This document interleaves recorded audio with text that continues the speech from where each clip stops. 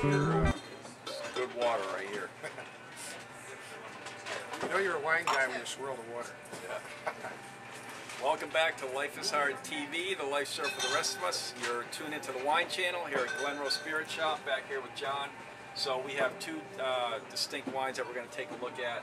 We're going to take a closer look at the Chardonnay we tasted earlier, and then we have a red, and we're going to talk about the differences in how we serve those. Right. Red versus white. So again, today's wine is a Chardonnay from Australia called Tin Dog, and this particular Chardonnay is not as oaky as some of our American Chardonnays. Has a little more acidity than the typical American Chardonnay, and so it goes better with food. Actually, most Chardonnays can be a little tough to match with food because they're heavily oaked. Now this is a large bottle. This is a what do they call it? Magnum. Magnums. Yeah, this is double single size. So there's a liter and a half. $10.98 for a Magnum. Very good. So it's 1.5 liters. Now the thing is, actually, good point about buying a larger bottle. You save money, but how quickly do you really need to drink white versus red before it goes bad? Yeah, I would say faster.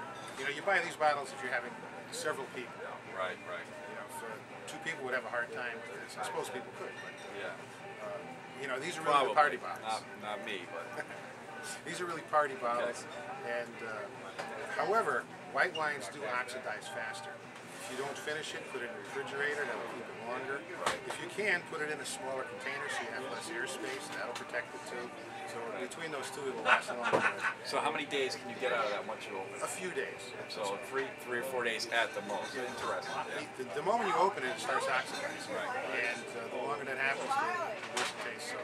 Okay. How about reds? What's the shelf life once you open a red typically? Yeah, depending on the red, if it's big, heavy, duty red, some tastes better the next day. But again, every wine starts oxidizing as soon as you open it up, so you're almost better off. If you can't finish it, put it in a small container. And even then, I would put it in the refrigerator. You can still get a couple of few days out. Okay, so I guess that the element of letting it breathe, there's certainly an optimal time where you want the wine to breathe for it to taste best. Most but then wines when it don't goes need beyond that, then it starts to deteriorate. Yeah. You really only breathe wines, red wine if it's a young wine, very tannic. You know, then you breathe it. But most of the table wines that we have today are drinking now. You don't need to. Got it. Okay. So a high quality wine, you know, $15, $20 bottle, 20 minutes breathing is plenty, if that. If that. Okay, and you'll get a day or 2 out of it after that if you don't finish it up. Right, and you'll see that you can actually taste the deterioration.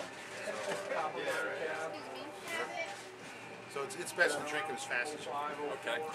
So don't let them sit too long. If you buy the Magnums, make sure you're going to consume those. But they do make products to pump the air out. You can buy the vacuum in sort of things. And so there are preservation systems. There's even gases you can put in. So it depends. If it's a really expensive bottle and you're not going to finish it, you definitely want to protect it. That's a great point.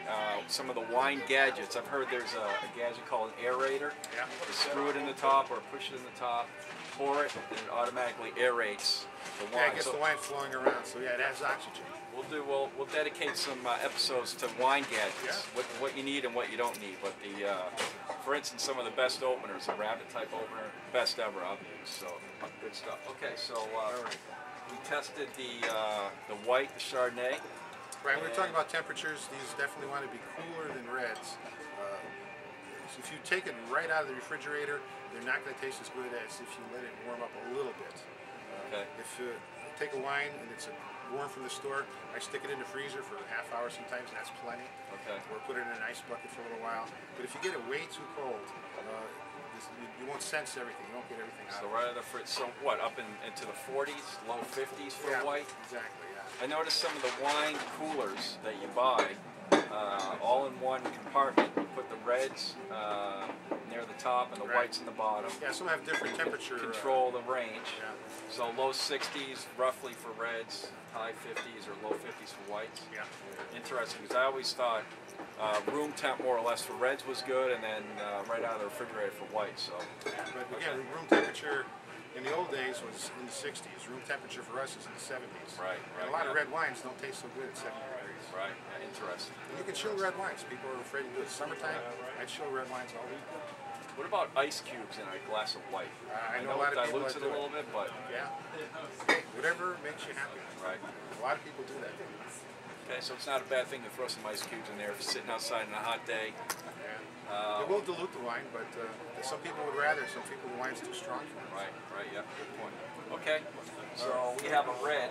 So now we're going to try, we're going to take a taste of Gaucho. And it's a Argentine Malbec that's really popular these days. Malbec is a grape, started off in France, got transplanted to Argentina, and really thrives in Argentina.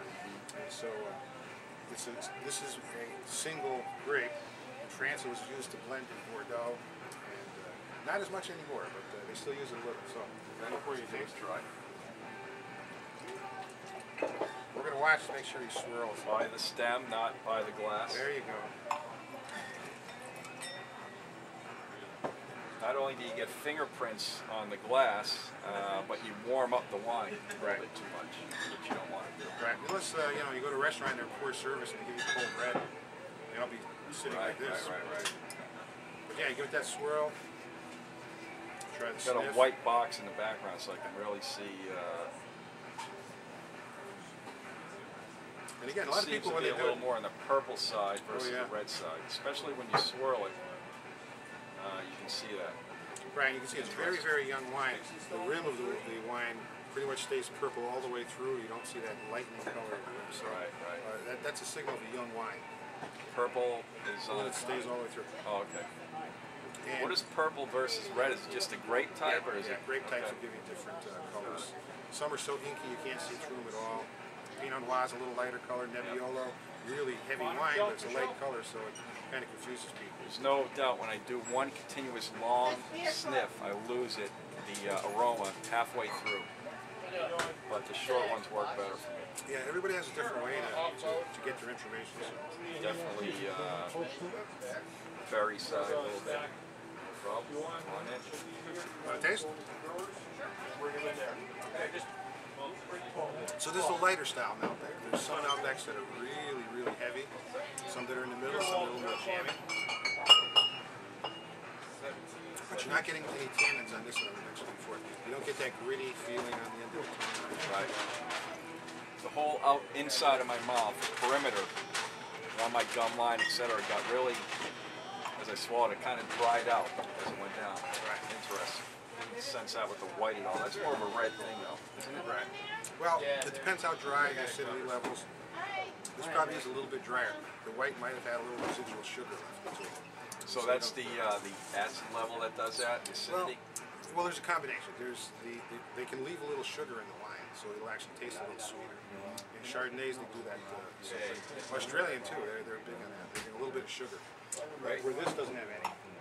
So again, this is the Gaucho, Argentinian Malbec, 2009, the Magnum Can't get party any fresher bottle. than that. So, hope you had some of this at the Super Bowl, folks.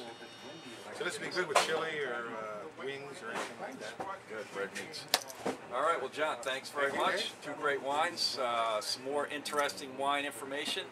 Life is Hard TV, the wine channel. Thanks for tuning in.